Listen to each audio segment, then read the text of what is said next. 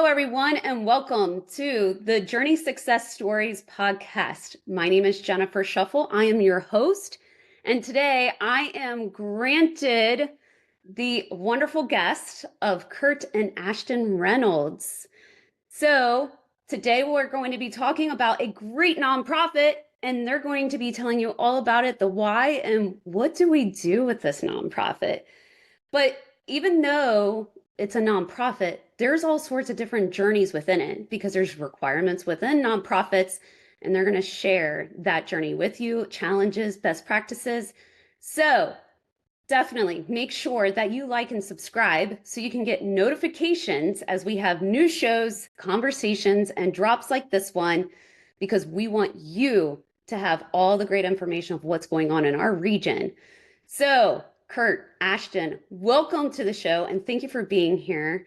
I would love for the two of you to take a little bit of time, tell us about who you are, your background, the why for this great nonprofit. Hey, Jennifer, thanks for having us. We're excited to get to talk about it and get get on your platform and try to raise awareness for, what we do. So thanks for having us. The nonprofit is called Merry Christmas to All. So we're local here in Kentucky and Cincinnati area, and trying to raise money to help underprivileged kids at Christmas time. So we started in 2018, and it's been growing ever since. And we had no idea it would get as big as it did already, and we're just trying to keep push the growth and try to help out as much as we can locally. Awesome. So, Kurt and Ashton, what are your guys' positions within this nonprofit? What do you guys do with it yourselves? So I am the CEO of the nonprofit. I'm coordinating, the events, trying to get the donors and helping piece together the different people that we're trying to get to help. Once the Christmas time comes and we've got the funds that were raised, we have the kids or the events that we're going to do for the year. It all kicks over to Ashton, who then takes over for the present purchasing, organization, the real hard work that comes for the year. Yeah. So Ashton, tell me a little bit about that push time that you have. So he gets the lists, and I immediately start shopping. I get really attached to the kids, even just through a list. So we, I guess, butt heads a lot on what I get and how I do it, like you said. But I at least make sure that they get an outfit, a jacket or sweatshirt, a book, and then at least their top one or two wants. I try to get all of their wants and everything on their list. So I'm constantly looking at sales, and Black Friday is a big one. So I try to rush and get as much as I can around that time. But it gets pretty crazy. There's at least 50 boxes outside our house a day, or I'm trying to find stuff in stock in stores and returning and exchanging for better prices just so I can get the best for everybody. So it gets a little crazy. It's very busy. I was going to say, this sounds like a full-time job for sure. It is. Like around for December, it's all day, all night. Yeah. So help me understand, how can we help you get ahead of that curve so it's not all in December? Yeah, there's some things we're doing. So once that time frame hits, so a lot of the people that we're trying to help, they look at each holiday individually. So, Halloween gets all the attention, and Thanksgiving, and then they can go to Christmas.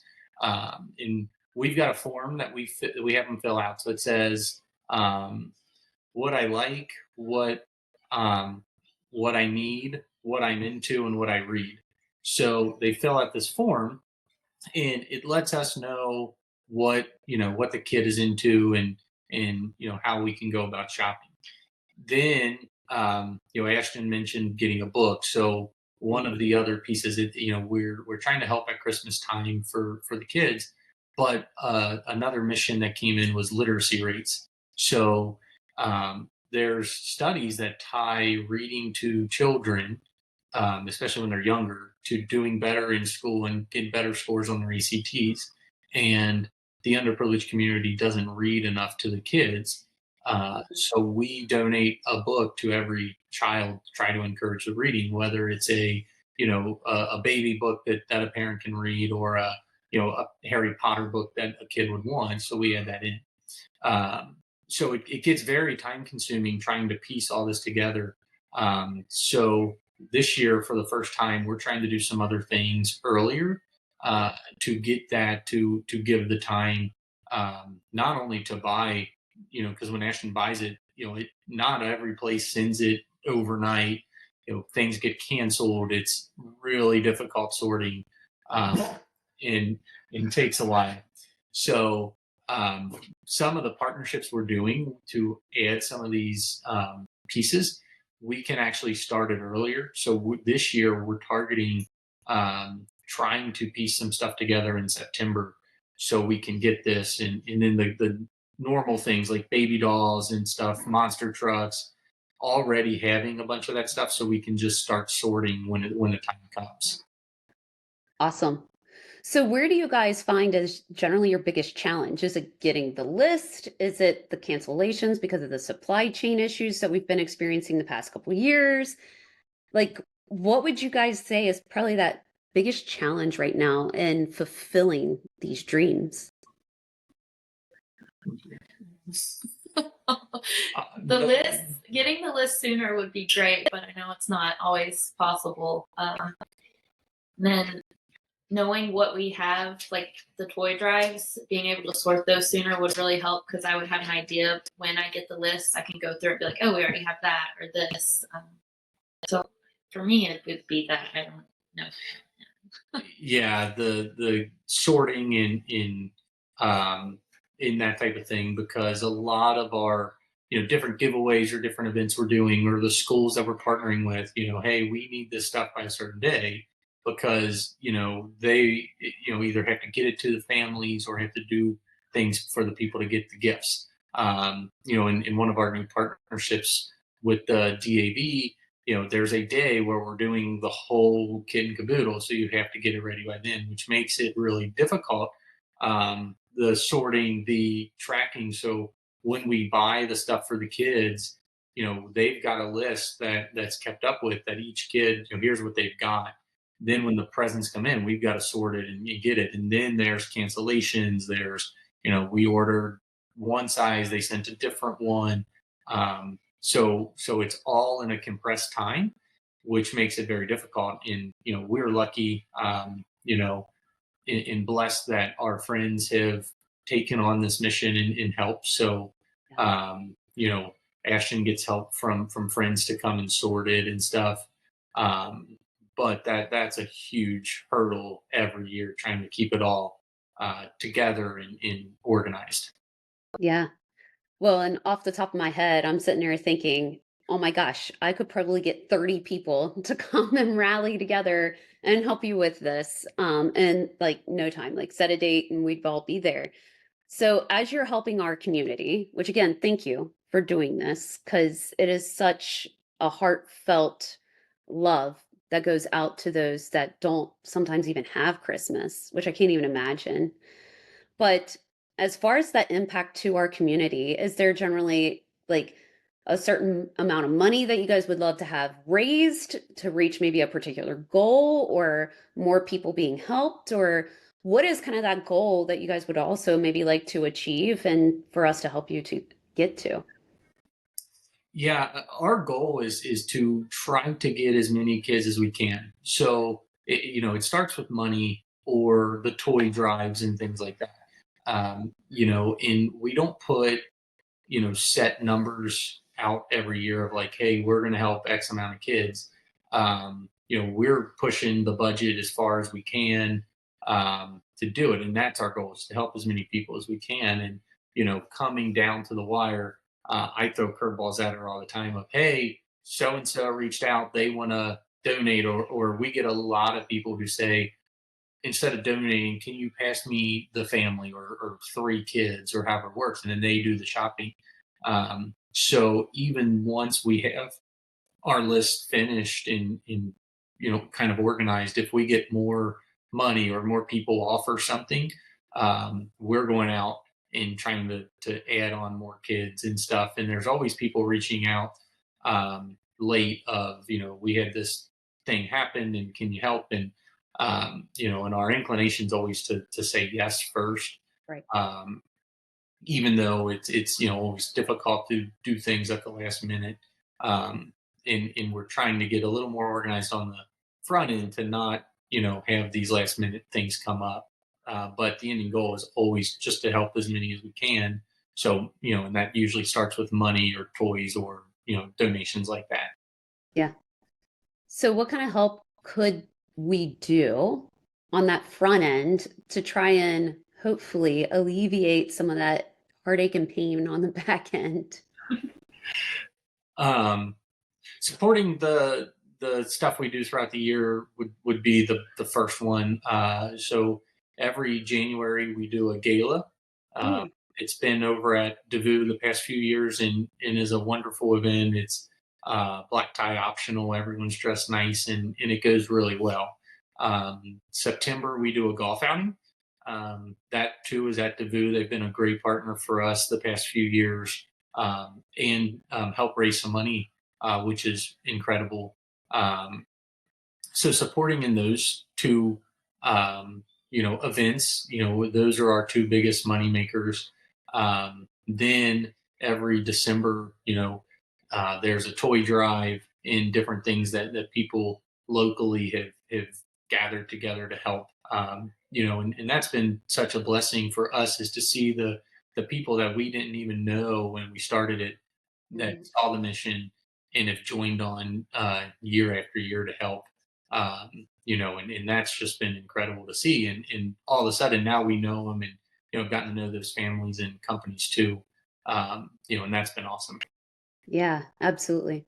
So what is your end goal, or what would it look like when you just stand back and say, wow, we really did it? I can't believe it. This is amazing. What would that look like? We do that now, like looking back. So this past January at the gala, we announced that since we started, we crossed the 1,000 kid mark. So Oh we've my helped over God, that's 1,000 kids, amazing. which is pretty awesome.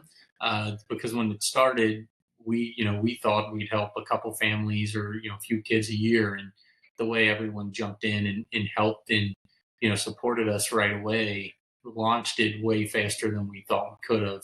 Um, a dream for us would be to have our own little building dedicated just for this, for us to keep organized and make it look like a toy store. So if we had enough money that we could do that, in the past we had kind of built a makeshift one, but we would love for the families to come in and be able to pick their own presents and not have to rely on us because they take a lot more ownership and it feels so much better getting to do that. Um, so we would need to have a little storefront that we could have, set up all year, but used at the Christmas time. But we don't really put a ton of money aside for that at all because all the money we get, I'm pumping it right back in to try and help that time. Um, so that's the goal, but it's hard to see us getting to it because of all the stuff we're just trying to push out each year to the kids. Yeah. Oh my gosh, I love that game plan. So, unfortunately, not that we want to think about this, but what would be the exit strategy or the way to pass it on? Because we get older day by day. So then what does it look like, I don't know, let's call it 30 years from now. So that then how do we pass this beautiful like nonprofit on to either the next generation, or what are you guys thinking? We never really thought about it. You know, um, you know, with the goal of just trying to help. I think one day, if that was the case, it would be tying in with another nonprofit that, has similar values and says, hey, let's take what you're doing, tie it in with ours and really do something bigger and better that would work. But we always stay focused trying to hit the here and now. We haven't really thought about that piece of one day doing something different or passing it down. Because if we pass it down, I would think that our kids would take it one day, but they're so young that that's far away. Right, right. That's why I was like, oh, I don't know if I want to say generation or not, or because they are little still. We don't want to pass that on and make them think they have to. So if you were to think about one piece of advice that you were to pass on to others, given your journey through this nonprofit, what would that be? I think trying to help others and expecting nothing in return has given back way more than we could have ever imagined. Because in no part of this did we ever want anything out of it other than trying to help people. And we don't take anything from it and give a lot to it and have gotten so much back in return of people trying to help and wanting to make it bigger and better than we ever thought. So trying to do things for others without the expectation that you get anything out of it, actually puts you so much further ahead than you would ever, hope or want. Yeah. So, what was the original inspiration that you guys were like, we need to do this? We have to do this. There's no other way. We every year we would buy gifts. We'd go to Holy Cross Grade School. My mom teaches there and has been there, for a long, long time. And we would go to her and say, "Can you get us a family for us to buy some Christmas gifts for?" Then one Christmas, we were driving in the car over to my family's house, like we do every Christmas. Mhm. And we were just talking and said, we know a bunch of people in businesses and stuff. We think um, we could gather some people together to get more. And so from then on, we started it in 2018. It was official, and um, we thought we'd get two families or three families, and everyone really took to it quickly in that first year. We realized measuring families is different because you could have one, two, three, four, five kids. So we started kids, and that first Christmas we did 48 kids, Wow. and had no idea. We were just kind of shooting from the hip, and it worked. So on 2019, we said, okay, let's have our first golf outing and try to raise money. And lo and behold, a lot of people jumped in and played, and it was fun. And we jumped that year to 72 kids, and still just kind of seeing what we could do. And then a couple years ago, uh, uh, Ashton and another person on our board, Casey Martin, said, "Hey, we should do a gala and try to include the women, who don't golf." And so we did, and it was awesome. And it's a whole different crew than does the golf outing that's supporting. And so that went well. And we had never thrown one of those together, and it was successful, and everyone had fun. So it just keeps growing organically through different events and things we're doing, and different pieces, and it's been great. That's so amazing. I love that story and how it came about, even. Is your mom aware that she was such an influence upon the growth of this or the start? Probably not, but if you asked her, she'd probably say it was her idea. That is awesome. She wouldn't be too bashful about it. So That's great. and they've helped. Ashton's parents, they help a ton. her Ashton's sister, my sister's, friends. It's started with us, but all families and friends in our circle have pitched in um, amazingly and really helped. Oh, that's excellent. So here's the fun question. If you had a little bit of magic dust, and for the Disney lovers, some pixie dust, what would you choose in the nonprofit to sprinkle it on and why? The money. Make it. Make the money grow. What if we sprinkled it to create money trees to grow the trees, which were abundant money? Yeah, we would take it and build out the area for the toy store for sure. Because the struggle is every year, the toys that are left over are organized. We have to pull them all out and kind of start over.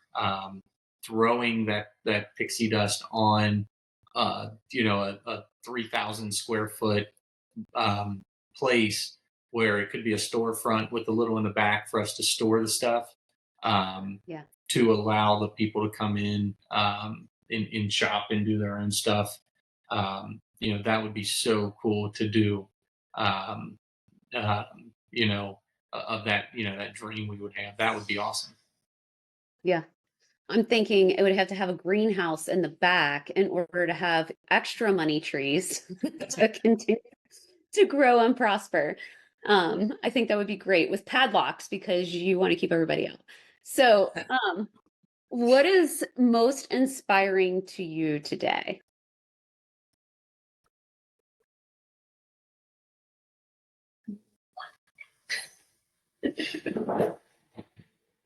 Nice. I don't know. Inspiration comes in tons of different ways. Things you see people do, and you try to emulate or follow that, in stuff. Um, you know, Also trying to do and treat our girls and show them to be good because they're so young at their 8 and 5. Trying to let them see how you can help other people. And they know we do some Christmas stuff, but we don't tell them the ins and outs of it, except for that we're trying to help people, and trying to you know take inspiration and show it to them so they grow up and uh, help give back.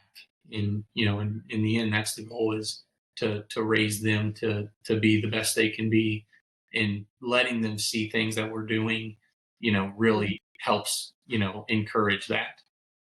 Yeah, absolutely. It's a huge gift because I have had the kids go with me at times over like to St. Vincent de Paul.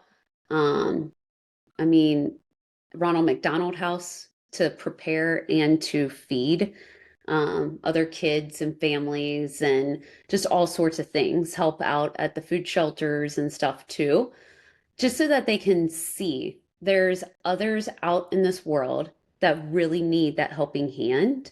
And we really need to do our part to help lift others up because we've been granted and blessed very much through our lives. And we definitely need to pass that on. So I love that you guys are doing this. Thank you for sharing.